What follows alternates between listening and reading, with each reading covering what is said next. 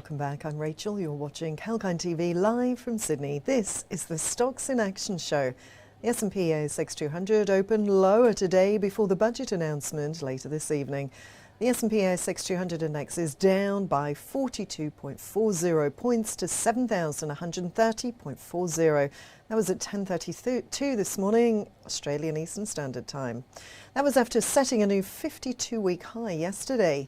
The fall is followed by weak Wall Street, which ended lower yesterday due to a sell-off in tech stocks.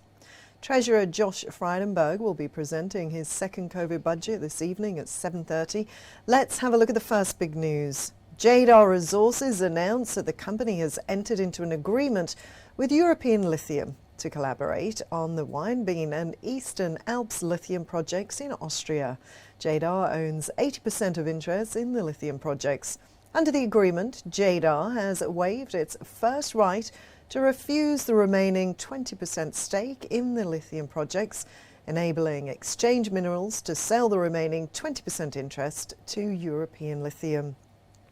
Both projects are located only 20 kilometres from European Lithium's Wolfsburg project. Moving on to the next big news now, Health House International has proposed an acquisition of a German medicinal cannabis company, CanPharma GmbH. This is subject to shareholders and the satisfaction of all the conditions of the sale. As a result of the proposed acquisition, Health House will fully acquire CanPharma.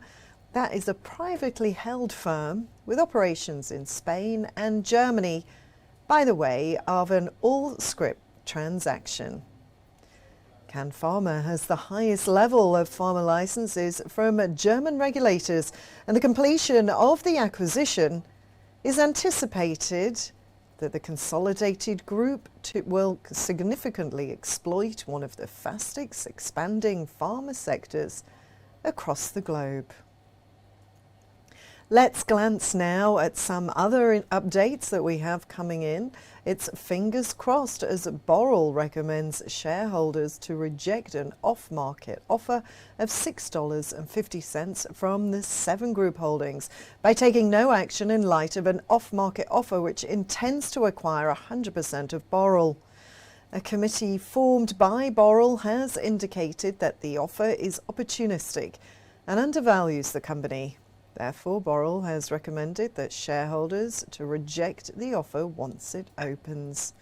Let's talk about the next stock now. Jadar Resources reports additional exceptional agronomic test results from the Tres Estratas phosphate project on rice. The tests use direct application natural fertilizer products from the deposit. The efficiency has been evident in the tests where phosphate from conventional sources, which are chemically treated, were totally replaced. Jadar Resources is progressing to a range of agronomic tests across the state of Rio Grande do Sul, which are expected to be vital for the marketing of its products in the coming times. And finally now, let's take a look at the Australian Competition and Consumer Commission. They are open for view on Woolworths' undertaking of 65% PFD acquisition. The ACCC has outlined preliminary competition concerns about a statement of issues. Subsequently, Woolworths and PFD Food Services had offered a draft.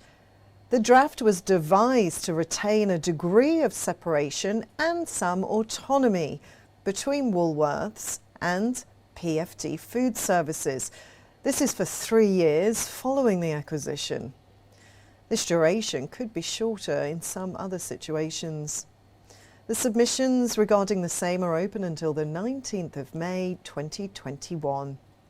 The ACCC's final decision is expected to be anticipated around or on the 10th of June 2021. That's all for now from me. Stay tuned with Kalkine TV for more live updates. We'll be back with more news on the markets, economy, diverse themes and sectors. Apart from the regular market updates, we'll also bring you an in-depth coverage on the pre-budget scenario. So stay tuned with Kalkine TV.